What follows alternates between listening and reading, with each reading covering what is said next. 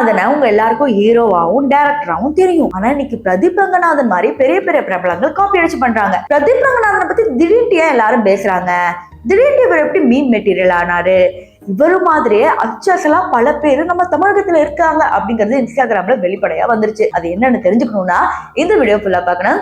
வாங்க வீடியோக்குள்ள போகலாம். பிரதீப் ரங்கநாதனை பொறுத்த வரைக்கும் ஒரு சில விஷயங்கள் அவர் மேல குற்றச்சாட்டு வைக்கப்பட்டுள்ளது. என்னன்னு கேட்டீங்கன்னா, இவர் நடிக்கிற எல்லா படங்களும் என்னதான் 100 கோடி வசூல் வந்தாலும் இவருடைய படங்கள்ல பெண்கள் தப்பு பண்ற மாதிரியும் ஆண்கள் தப்பு பண்ணாலும் அவங்க நல்லவங்க தான் அப்படிங்கிற ஒரு போர்வை போதுற அந்த டாக்ஸிக் கேரக்டர்ல இவர் நடிக்கிறனால இவர் பேரு அவ்வப்போது டேமேஜ் ஆகுறது உண்டு. அதுவும் இப்ப ரீசெண்டா வந்த படங்கள் எதுவுமே இவருக்கு சமுதாயத்துக்கு ஏத்த மாதிரி நடிக்க மாட்டேங்கிறாரு. ஏதோ தப்பு தப்பா ஜென்சியை கெடுக்கிற மாதிரி நடிக்கிறாங்க அப்படின்னு ஒரு குற்றச்சாட்டு வந்துச்சு. இருந்தாலும் அந்த படத்துலயும் கூட ஒரு ட்ரோலா இருந்தது சாய் அபியங்கரோட மியூசிக் தான். ஊரும் பிளண்ட் பாட்டு சூப்பரா இருக்கும். ஆனா அது ஒரு 10 வெர்ஷன்ல போட்டு இன்ஸ்டாகிராம்ல யூடியூப்ல பயங்கரமா கலாய்க்க ஆரம்பிச்சாங்க. ஈவன் அந்த பாட்டுக்குள்ளேயே பல கமெண்ட்ஸ் வரும். இதெல்லாம் ஒரு பக்கம் இருக்கும் போது பிரதீப் ரங்கநாதனை எப்படி விட்டு வைக்க மாட்டாங்க?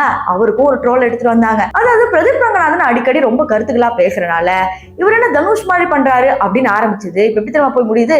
தனுஷ் தான் இவர் மாதிரி பண்றாரு அப்படின்னு சொல்றாங்க. அதாவது இப்ப நீங்க பாக்குற இந்த போட்டோல ரஜினிகாந்த் பெரிய பிரதீப் ரங்கநாதனா, தனுஷ் மீடியம் பிரதீப் ரங்கநாதனா, பிரதீப் ரங்கநாதனா, கூஃபி அப்படின்னு இவர் இருக்கிறாரு பாத்தீங்கன்னா. இந்த இன்ஃபுளுன்சர் குட்டி பிரதீப் ரங்கநாதனா, டூரிஸ்ட் ஃபேமிலி டைரக்டர் அப்படி தெரியும்ல, அவர் மினி பிரதீப் ரங்கநாதனா. அதாவது பிரதீப் ரங்கநாதன்ல இத்தனை வகைகள் அப்படின்னு இன்ஸ்டாகிராம்ல பேசப்படுது.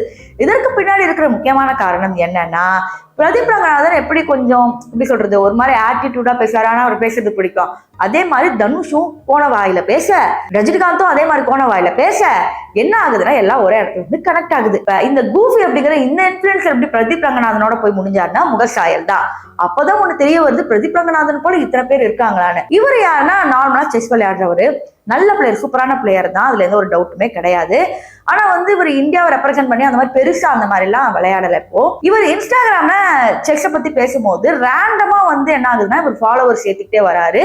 அதன் பிறகு பெரிய பெரிய செஸ் பிளேயர்ஸ் யாரெல்லாம் இருக்காங்க அவங்களோட கமெண்ட் செக்ஷன்ல பிரதீப் ரங்கநாதனும் இவரும் இருக்கிற GIF போட்டு தைரியம் தான் என் மச்சானோட மேட்ச் விளையாடுவாங்கடா அப்படின்னு சொல்லி கோத்து விட்டுறாங்க. இதனால என்ன ஆகுதுன்னா, விஸ்வநாதன் அவர்கள் சும்மா இருப்பாங்களா? அவரு ரொம்ப சில் டைப்பான பர்சன் தான். அவரு ஒரு பெட் வைக்கிறாரு. சரி விளையாட சொல்லுங்க அப்படின்னு சொன்னோன்னே நம்ம குட்டி பிரதீப் ரங்கநாதனும் இவரும் விளையாட ஸ்டார்ட் பண்றாங்க. அப்சல்யூட்லி தெரியும் விஸ்வநாதன் அவர்களை அடிச்சுக்க ஆளே கிடையாதுன்னு. அதே மாதிரி நடக்குது. இவர் அவுட் ஆயிடுறாரு. அவுட் ஆனதுக்கு அப்புறம் ஒரு பெட் வைக்கணும், அதுதான் டான்ஸ். அந்த டான்ஸை போய் பார்த்துட்டு வாங்க.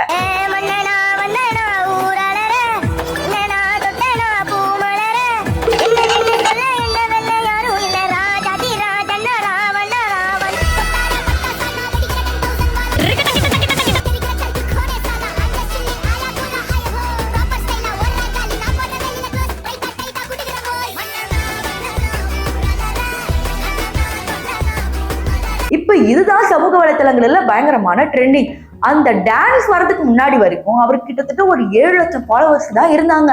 ஆனா அந்த ரீல் 10 மில்லியன் போக இப்ப அவருக்கு 1 மில்லியன் ஃபாலோவர்ஸ் வந்தாச்சு.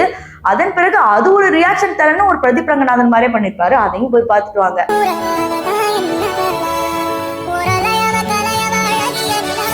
இந்த மாதிரி ரீல்ஸ் எல்லாம் பயங்கரமா ட்ரெண்டிங் ஆக இவரும் பிரதீப் ரங்கநாதனோட சாயல்ல இருக்கிறனால இன்னைக்கு இவரு 1 மில்லியன் ஃபாலோவர்ஸ் எடுத்துக்கிறாரு. சமீபத்துல பிரதீப் ரங்கநாதன் கிட்ட ஒரு ஃபங்க்ஷன்ல கேட்கறாரு, உங்களை மாதிரியே ஒரு இன்ஃபுளுன்சர் இருப்பாரு தெரியுமா செஸ் விளையாடினா? நம்ம கூஃபி பையன் தானே தெரியும் அப்படிங்கிற மாதிரி அவரும் ஜாலியா சொல்றாரு. அவர் செஸ் நிறைய பேர் காம்படிஷன் டான்ஸ் ஆட வைக்கிறாரு, அவ்வளவு தெரியும். அப்புறம் தான் தெரியுது, எல்லாம் தெரிஞ்சுதான் இங்க மீம்ஸ் எல்லாம் நடக்குதா அப்படிங்கிற மாதிரி.